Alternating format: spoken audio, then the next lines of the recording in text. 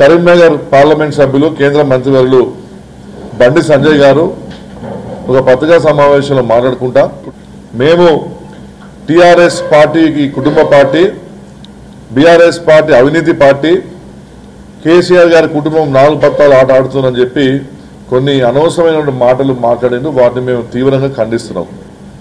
బండి సంజయ్ గారు ఏం మాట్లాడుతున్నా నాకు అర్థం కాదు. ఫస్ట్ వారు బీఆర్ఎస్ పార్టీతో మేము పొత్తు పెట్టుకోము, ఈ పార్టీ కుటుంబ పార్టీ, ఇటువంటి పార్టీతో మేము సంబంధం పెట్టుకోమని చెప్పినారు. బండి సంజయ్ గారు మీ మాటలు మాట్లాడినప్పుడు మీకు సోయుని మాట్లాడుతున్నారని అడుగుతున్నాడు. ఇవాళ ఎన్డీఏ ప్రభుత్వంలో 23 కూటమిలు ఉన్నాయి. ఇవాళ బండి సంజయ్ గారిని ఒకటి అడుగుతున్నాడు, పక్క రాష్ట్రంలో ఉన్నటువంటి తెలుగుదేశం పార్టీ కుటుంబ పార్టీ కాదా? దాంతో మీరు పొత్తు పెట్టుకోలేదా? ఎన్టీ రామారావు వారసులు కాదా? చంద్రబాబు నాయుడు, లోకేష్, బాలకృష్ణ అల్లుడు, పురంధేశ్వరి దేవి వీళ్ళందరూ మీకు కంటి కనబడలేరా అని నేను అడుగుతున్నాను. జనసేన పార్టీ పవన్ కళ్యాణ్ పార్టీ కుటుంబ పార్టీ కాదా? వాళ్ళ తమ్ముడికి నేను ఆయన ఎమ్మెల్సీ పదవి ఇప్పించుకోలేదా పవన్ కళ్యాణ్ గారు? మహారాష్ట్రలో అజిత్ పవార్ గారు ఎవరన్నానే? అజిత్ పవార్ శరద్ పవార్ గారి అన్నకొడుకు కాదా? అది కుటుంబ పార్టీ కాదా? గతంలో మీరు శివసేనతో పొత్తు పెట్టుకొని మీరు పవర్ షేర్ చేసుకున్నారు, అది కాదా? కుటుంబ పార్టీ కాదా? రాజ్ ఠాక్రే, బాల్ ఠాక్రే వారి కొడుకు మంత్రులు, ఉప ముఖ్యమంత్రులు కాలేదా? మరి మీకేం సోయుని మాట్లాడుతున్నా, సోయి లేకుండా మాట్లాడుతున్నాం. నేషనల్ కాన్ఫరెన్స్ పార్టీతో పొత్తు పెట్టుకున్నారు జమ్మూ కాశ్మీర్లో. షేక్ అబ్దుల్లా కుటుంబం రాజకీయ కుటుంబం కాదా? అది జేడీఎస్ కర్ణాటకతో మీరు పొత్తున్నది. ఇవాళ జేడీఎస్ లో ఉన్నటువంటి హెచ్డి దేవగౌడ ఇప్పుడు మీ మంత్రివర్గంలో ఉన్నాడు కదా ఆయన కుటుంబ సభ్యునిగా. అదేవిధంగా పిఎంకి తమిళనాడులో పిఎంకి పార్టీ కాదా? రామదాస్ ఎవరు వాళ్ళ కుటుంబ సభ్యులు ఇప్పుడు పార్టీని పాలిస్తలేదా? లోక్ జనతా శక్తి పార్టీ బీహార్లో ఉన్నది, అదే పార్టీ రామ్ విలాస్ పాస్వాన్ గారి పార్టీ, ఆ పార్టీ కొడుకు ఇవాళ మీతో గద్మంలో లేరా? అదే జ్యోతిరావు సింధియా ఏ పార్టీ అండి? ఏ నాయకుడు? వాళ్ళ తాత ముత్తాతల నుంచి వాళ్ళ రాజకీయ కుటుంబం నుంచి వస్తలేరా? వారు మీ పార్టీలో పెట్టుకోలేదా? అంటే మీకు ఇన్ని రాజకీయ పార్టీలు కుటుంబ పార్టీతో మీరు పొత్తు పెట్టుకొని ఇవాళ ఏదో మా కేసీఆర్ గారి పార్టీ పట్టుకొని మీరు కుటుంబ పార్టీ అంటారేంది? ఇవాళ దేశంలో టిఆర్ఎస్ పార్టీ ఉద్యమ పార్టీ. ఇవాళ బండి సంజయ్ గారు గమనించాలి. నేను చెప్పిన నాయకులు ఎన్టీ రామారావు గారు పార్టీ పెట్టినప్పుడు చంద్రబాబు నాయుడు ఆ పార్టీలో లేడు, బాలకృష్ణ ఆ పార్టీలో లేడు. మహారాష్ట్రలో శరద్ పవార్ గారు పార్టీ పెట్టినప్పుడు వాళ్ళ బిడ్డ కానీ వాళ్ళ కొడుకు కానీ వాళ్ళు ఎవరు కూడా పార్టీలో లేరు. శివసేన పార్టీ పెట్టినప్పుడు ఉదయ్ ఠాక్రే చిన్న పిల్లవాడు, ఇంకా రాజకీయాలకు రాలేదు. అప్పుడు మీరు ఉత్తరప్రదేశ్, మహారాష్ట్రలో మీరు లాలూ ప్రసాద్ యాదవ్ కానివ్వండి, ములాయం సింగ్ యాదవ్ కానివ్వండి, వాళ్ళ పార్టీలు పెట్టినప్పుడు వాళ్ళ పిల్లలు ఎవరు రాజకీయాల్లో లేరు. డిఎంకే కరుణానిధి గారు పార్టీ స్థాపించినప్పుడు ఇప్పుడున్న ముఖ్యమంత్రి స్టాలిన్ గారు వారు ఎప్పుడు వారి పార్టీలో సభ్యుడే కాదు. నేషనల్ కాన్ఫరెన్స్ కానివ్వండి, ఏ పార్టీ రీజనల్ పార్టీస్ ఎన్ని ఉన్నాయో వాళ్ళ పిల్లలందరూ కూడా వాళ్ళ తండ్రులు ముఖ్యమంత్రి అయిన తర్వాతనే వాళ్ళు రాజకీయాలకు వచ్చిండ్రు. ఇవాళ కేసీఆర్ గారి కుటుంబ సభ్యులని మీరు ఎవరు చెప్తుందో, హరీష్ రావు గారు కానివ్వండి, కేటీఆర్ గారు కానివ్వండి, కవితక్క గారు కానివ్వండి, వాళ్ళంతా కూడా తెలంగాణ రాష్ట్ర సమితి పెట్టినప్పుడు వాళ్ళు పునాదులు లాగా పనిచేసిండ్రు. వారి తండ్రి గారు ముఖ్యమంత్రి అయినాక రాజకీయాలకు రాలేదు నేను చెప్పిన కుటుంబంలాగా. వారి పార్టీలో భాగస్వాములు వాళ్ళు దయచేసి గుర్తుంచుకోలేదు అందరూ. మాటకి కేసీఆర్ గారి ఫ్యామిలీ పట్టుకొని మీరు కుటుంబం కాదు. వాళ్ళు ఒక సామాన్య కార్యకర్తగా పనిచేసుకున్న పైకి వచ్చినటువంటి ఫ్యామిలీ వారు కేసీఆర్ గారి ఫ్యామిలీ. అందుకనే కేసీఆర్ గారి కుటుంబ సభ్యులు వాళ్ళు టీఆర్ఎస్ పార్టీలో భాగస్వాములు అనే విషయం దయచేసి మీరు మర్చిపోద్దు. అవినీతి పార్టీ టీఆర్ఎస్ పార్టీ అంటాడు. బండి సంజయ్ గారు మాట్లాడకుండా కాళేశ్వరం గురించి మాట్లాడతారు, డ్రగ్స్ గురించి మాట్లాడతారు, ఫోన్ ట్యాపింగ్ గురించి మాట్లాడతారు, ఫార్ములా కార్ రేస్ గురించి మాట్లాడతారు. నేను బండి సంజయ్ గారిని ఒకటి అడుగుతున్నాను, ఏదైనా ఒక ఎఫ్ఐఆర్ బుక్ అయినా మా కేసీఆర్ గారి మీద నేను అడుగుతున్నాను, దయచేసి చెప్పండి. కేసీఆర్ గారు అవినీతి అనే ముందు నువ్వు ఒక కేంద్ర హోంమంత్రి కదా, ఐటీ నీ దగ్గర ఉంటుంది, పోలీస్ నీ దగ్గర ఉంటుంది, సిబిఐ నీ దగ్గర ఉంటుంది, మొత్తం వ్యవస్థ అంతా నీ చేతులు ఉంటుంది. మరి ఎందుకు మరి ఇన్ని రోజుల నుంచి 10 సంవత్సరాల నుంచి మేము పరిపాలించిన 10 సంవత్సరాలు కేసీఆర్ గారు ముఖ్యమంత్రి అయ్యారు, ఇప్పుడు ఇక్కడ కాంగ్రెస్ పరిపాలిస్తున్నది. మరి మీరు కేంద్రంలో ఉన్నప్పుడు ఎందుకు మరి కేసులు పెట్టలేదు నేను అడుగుతున్నాను. రాజకీయంగా కక్ష సాధింపు కోసం పెట్టే కేసులే కావు. మీరు కవితక్క మీద పెట్టిన కేసు ముమ్మాటికి అది బ్లాక్మెయిలింగ్ కేసు. మరి అట్లంటే గుజరాత్లో అల్లర్లో అమిత్ షా గారు కూడా 3 నెలలు జైలు వచ్చింది కదా. నరేంద్ర మోడీ ప్రధానమంత్రి మోడీ కూడా సుప్రీంకోర్టు దాకా కొట్లాడండి 5 నెలలు కేసులలో, అన్ని కూడా అక్విటల్ అయిపోయినాయి. మరి వాళ్ళు అనొచ్చా మేము గుండారాజులు దొంగరాజులు అని చెప్పి మేము మాట్లాడచ్చా? రాజకీయంగా కక్ష సాధింపు కోసం పెట్టిన చర్యలను పట్టుకొని మీరు కేసు ఎడగలుగుతుంది. నిజాన్ని చెప్పాలంటే నువ్వు పెద్ద క్రిమినల్. ఈ రాష్ట్రంలో ఒక పెద్ద క్రిమినల్ పొలిటీషియన్ అంటే అది బండి సంజయ్ ఏం డౌటే లేదు. నీ మీద ఒక 100 ఎఫ్ఐఆర్లు అయినాయి. నువ్వు మొత్తము కులాలు మతాలను చిచ్చు పెట్టుకొని ఈ రాష్ట్రాన్ని అప్రశాంత వాతావరణం తీసుకొచ్చే నాయకుడు నువ్వు నిజమైన క్రిమినల్ తప్పించి ఇక్కడ నేను చెప్పినటువంటి మా కేసీఆర్ కుటుంబము రాష్ట్రం కోసం కొట్లాడిను, నువ్వు రాష్ట్రాన్ని నాశనం చేయడానికి నువ్వు కొట్లాడుతున్నావు. మరి అమిత్ షా దొంగన మరి వాళ్ళు 3 నెలలు జైలు వేయరా? మరి అమిత్ షా మేము గుండా అనొచ్చా? మీ యొక్క మోడీ గారి మీద 100 కేసులు అయినాయి కదా మరి.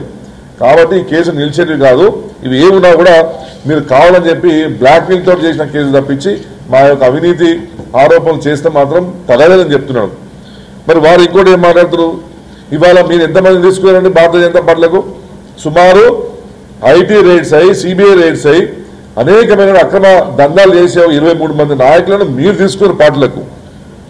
అజిత్ పవార్ మీద సిబిఐ రేట్ల కేసులు పెడితే మీరు తీసుకున్న కేసులు విడ్డా చేయించలేదా? అదేవిధంగా హిమాత్ బిశ్వా శర్మ, సువీర్ అధికారి ఇసులు అనేకమైన నాయకులను మీరు తీసుకున్నారా సిబిఐ కేసు నుంచి? ఇవాళ నరేంద్ర మోడీ గారు మోసేది ఒక దొంగల మూట ఈ దేశంలో. ఆ దొంగల మూటలో నువ్వు ఒక సభ్యుని, అంత మించి ఏం లేదు. నీ నెత్తి మీద దొంగల మూట పెట్టుకొని ఏమైనా అంటే కేసీఆర్ గురించి మాట్లాడి ఏమని చెప్పి నేను బండి సంజయ్ గారిని అడుగుతున్నాను. ఇవాళ వీళ్ళందరూ ఎవరైతే మీరు వేరే పార్టీ నుంచి 23 మంది నాయకులు తీసుకోవాలో మీరు వాళ్ళని తీసుకోకపోతే వాళ్ళు జైలు వేయగలరు.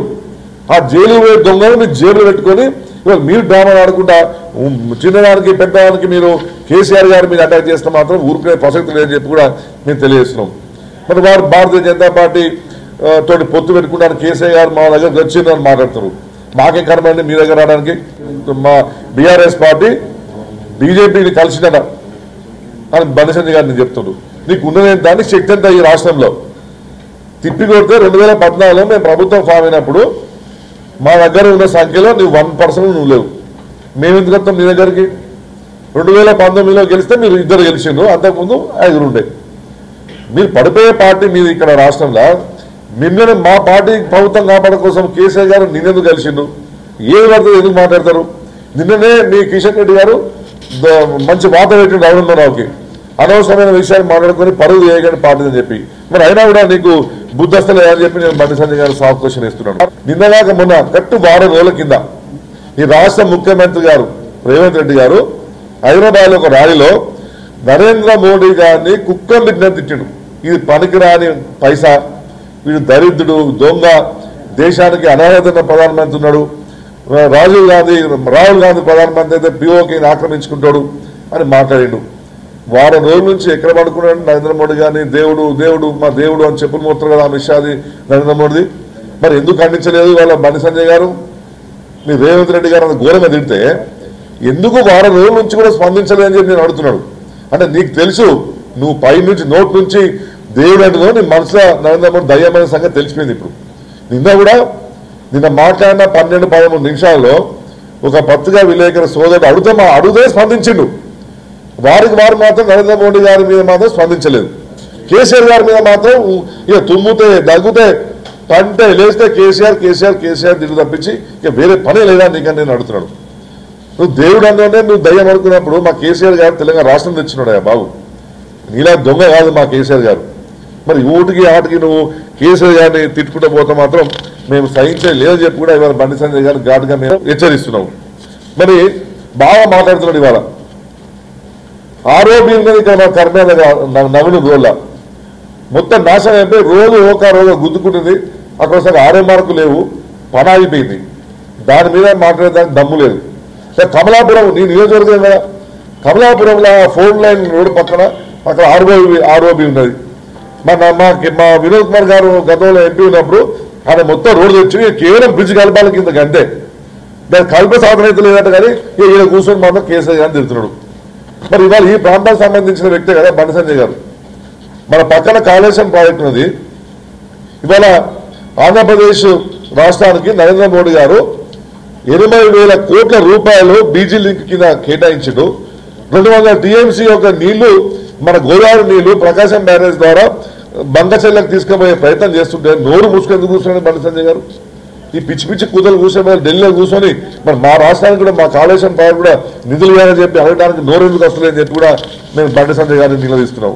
మధ్యప్రదేశ్లో ఒక మంత్రి మన కర్నల్ అమ్మాయి కాశీ మీద ఇష్టం వచ్చిన అనుచిత వ్యాఖ్యలు చేసిండు, మన లెఫ్టినెంట్ కర్నల్ మీద. ఆ అమ్మాయి మనకి ఇవాళ ఆదర్శంగా ఉన్నది. ఆమె పట్టుకొని ఒక బీజేపీ పార్టీకి సంబంధించిన మంత్రి చాలా ఘోరంగా అమ్మాయి గురించి మాట్లాడితే ఈయన కేంద్రంలో హోంమంత్రి ఉంటాడు, ఈయన స్పందించాడు. అంటే నీకు నీకు నీకు సైనికులు గొప్పలు అంటావు, సైనికులు వీళ్ళు అంటావు. మరి ఒక స్త్రీని పట్టుకొని మీ ప్రధానమంత్రి నరేంద్ర మోడీ సింధూరాన్ని పెట్టి ఆ సింధూరు పెట్టుకున్నటువంటి స్త్రీ మీద ఒక ఎమ్మెల్యే మాట్లాడితే నువ్వు స్పందించావు. చివరికి హైకోర్టు స్పందించి, సుప్రీంకోర్టు స్పందించి సిట్ వేసి ఆయన మీద ఎఫ్ఐఆర్ బుక్ చేస్తే ఇంతవరకు యాక్షన్ తీసుకోలేదు. ఇక నువ్వు వీడు హైదరాబాద్ కర్మేల గల్లే కూర్చొని నువ్వు అంటే ఓ అని చెప్పి మాట్లాడతావు అని చెప్పి నేను అడుగుతున్నాను. దమ్ముని గట్టలు చూసుకో సంగతి. ఈ అస్తమానం నీకు ఎంపీ పదవి ఇచ్చింది, ఢిల్లీలో కూర్చొని ఇంత మంచి పని చేయాలంటే నువ్వు కర్మేల గల్లీలో కూర్చొని ఈ హైదరాబాద్ పోతే భాగ్యలక్ష్మి టెంపుల్, కర్నూలు వస్తే ఏ టెంపుల్, మహాలక్ష్మి టెంపుల్. నీకు తెలిసిన ఇవేనా? హైదరాబాద్ మహాలక్ష్మి, అక్కడ మహాలక్ష్మి, ఇక్కడ మహాశక్తి. ఇవి తప్పించి నీకు తెలిసినే లేదు ఏ విషయం. ఇవాళ నీ యొక్క డిపార్ట్మెంట్లా, నీ హోంమంత్రి డిపార్ట్మెంట్లా 12 శాఖలు ఉంటాయి. ఇంతవరకు ఒక శాఖను కేటాయించలేదు ఇవాళ నీకు మీ నరేంద్ర మోడీ గారు. అంటే నువ్వు ఎంత బకవాస్ మంచిలో అర్థం చేసుకోవచ్చు ఒకసారి. నీకే శాఖ లేదు, ఢిల్లీలో నీకు ఫైల్ సంతకం పెట్టడానికి నీకు ఫైల్ వస్తలేదు నీకు. నువ్వు అంతా కూడా ఇంకా నువ్వు గల్లీ లీడర్లా కూర్చొని ఇక్కడ హస్తమానవు కేసీఆర్ గారిని పట్టుకొని తింటే నీకు ఎన్నడూ వెళ్తావు, ఈ జిల్లాను నువ్వు ఎప్పుడు కాపాడుతావు అని చెప్పి కూడా నేను మాట్లాడుతున్నా. నిన్న ఇంకోటి మాట్లాడుతున్నావు టీవీలో మేము విన్నాం. టీవీ ఛానల్లో మొత్తం కేటీఆర్ గారి గురించి, కవిత గారి గురించి, కేసీఆర్ గారి గురించి మాట్లాడుతున్నా. మీరు 6 పథకాల గురించి ఎందుకు మాట్లాడలేదు? ఏ టీవీ చూసినా ఏ పథకాల గురించినా కేటీఆర్ కవిత గురించి మాట్లాడుతున్నాడు.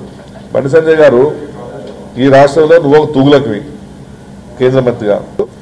మరి పిక్చర్ల గురించి తుగుల గురించి రాస్తారా టీవీ వాళ్ళు, పేపర్లు? బరాబరు శక్తి ఉన్న నాయకుడు ఎవరో గ్రహిస్తారు, ప్రెస్ వాళ్ళు కానీ మీడియా వాళ్ళు కానివ్వండి, దమ్మున్న నాయకుడు ఎవరైనా గ్రహిస్తారు, వాళ్ళ చుట్టే తిరుగుతారు రాజకీయం అంతా, వాళ్ళ చుట్టే తిరుగుతారు ప్రెస్ కానీ మీడియా కానీ. నీలాంటి దద్దమ్మ మాట్లాడుతున్న గురించి ప్రెస్ వాళ్ళు టీవీ వాళ్ళు మాట్లాడని చెప్పి కూడా ఇవాళ నేను బండి సంజయ్ గారు చెప్తున్నా. కొంచెం నేర్చుకోండి మీరు జ్ఞానం. లాస్ట్కి మీరు ప్రెస్ వాళ్ళని అటాక్ చేస్తారా? అంటే టీవీలో డిబేట్ ఏం పెట్టాలి, వార్తలు ఏం రాయాలి, మీరే దశ దిశ నిర్ణయం చేస్తారా? తప్పకుండా మాట్లాడతారు. ఇవాళ KCR is the news of the state. ఇవాళ రాష్ట్రం అంతా కూడా మొత్తం కేసీఆర్ చుట్టూ తిరుగుతుంది. ఎందుకంటే కేసీఆర్ అంటే బలమైన నాయకుడు కాబట్టి తప్పకుండా ఏ వార్త చూసినా మారు మీద ఉంటుందనే విషయం కూడా ఇవాళ బండి సంజయ్ గారు దయచేసి గమనించాలని చెప్పి కూడా నేను మీరు కోరుతున్నాను. 3 పత్తాలు ఆటలు ఆడతారు, 4 పత్తాలు ఆటలు ఆడతారు అని చెప్పి బండి సంజయ్ గారు మాట్లాడుతున్నారు. ఈ 1 పత్తా, 2 పత్తా, 3 పత్తా, 4 పత్తాలు మాకు తెలియదు. నువ్వు క్లబ్లలో పోయి ఆటలాడుతూ కావచ్చు, నీకు గట్టిగా చెప్తున్నావు. ఇవాళ నువ్వు తుగ్లక్ అయిపోయినావు. ఇక నిన్నటి నుంచి కర్ణాటక ప్రజలు నేను తుగ్లక్ అని అవార్డు ప్రకటించేసాను. ఇంకా నువ్వు ఏం మాట్లాడావు నీకే అర్థమవుతలేదు. ఇవాళ ఈ పత్తా ఆ పత్తా అని మాట్లాడితే మాత్రం రేపు నువ్వు పత్తా లేకుండా పోతావు. ఇది గమనించుకోవాలి. ఇప్పటికైనా కొంచెం మీరు ఒళ్ళు దగ్గర పెట్టుకొని, సోయి దగ్గర పెట్టుకొని, మైండ్ దగ్గర పెట్టుకొని నేను మాట్లాడే ముందు కొంచెం మంచిగా మాట్లాడండి. లేకపోతే మాత్రం రానున్న రోజుల్లో మేము ప్రతిఘటిస్తాము. మేము ఏ విధంగా బుద్ధి చెప్పాలో ప్రజలతో బుద్ధి చెప్పిస్తాము. టీఆర్ఎస్ పార్టీ కార్యకర్తలు ఉట్టి దద్దమని కాదు. ఇంకొకసారి కేసీఆర్ గారి మీద, కవిత గారి మీద, పార్టీ మీద ఈ అవినీతి అది ఇది అని మాట్లాడితే మాత్రం సహించలేదని చెప్పి కూడా బండి సంజయ్ గారు ఘాటుగా మేము ఈ ప్రెస్ విలేకరుల సమక్షంలో వాళ్ళని హెచ్చరిస్తున్నాం.